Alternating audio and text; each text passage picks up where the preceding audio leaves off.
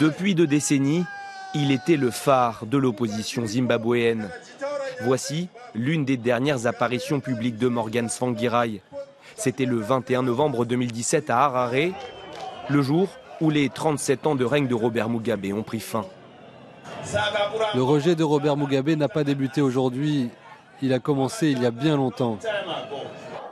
Morgan Tsvangirai naît en 1952 en Rhodésie du Sud. La colonie est britannique jusqu'à l'indépendance du futur Zimbabwe en 1980. Fils de maçon, il démarre sa vie active dans les mines. Après une dizaine d'années passées à extraire du nickel, il devient secrétaire général du Congrès des syndicalistes zimbabwéens. 1 an plus tard, le pouvoir l'accuse d'être un espion au service de l'Afrique du Sud.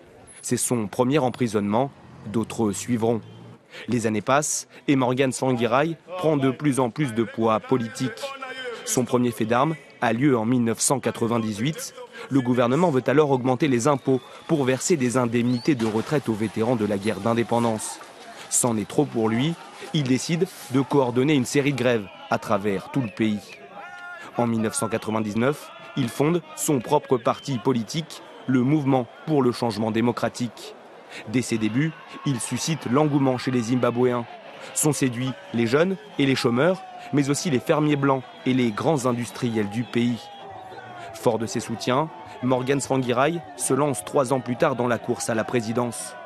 Son adversaire, Robert Mugabe, alors au pouvoir depuis 22 ans. Selon de nombreux observateurs, le scrutin est entaché de fraude.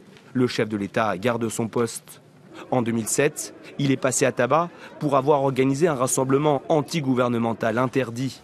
Boitant et blessé à la tête, il se retrouve à nouveau quelques jours derrière les barreaux.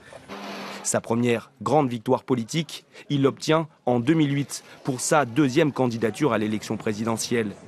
Avec 48% des voix au premier tour, il devance de 5 points Robert Mugabe, alors âgé de 84 ans. Mais le second tour n'aura jamais lieu. Morgan Tsvangirai préfère se retirer après la mort de plusieurs de ses électeurs. Je veux vous assurer que la victoire du peuple est certaine, malgré les tentatives du régime de s'affranchir de sa volonté. L'action de Morgan Tsvangirai au Zimbabwe est saluée à l'international. À la fin des années 2000, il est même nommé pour le prix Nobel de la paix.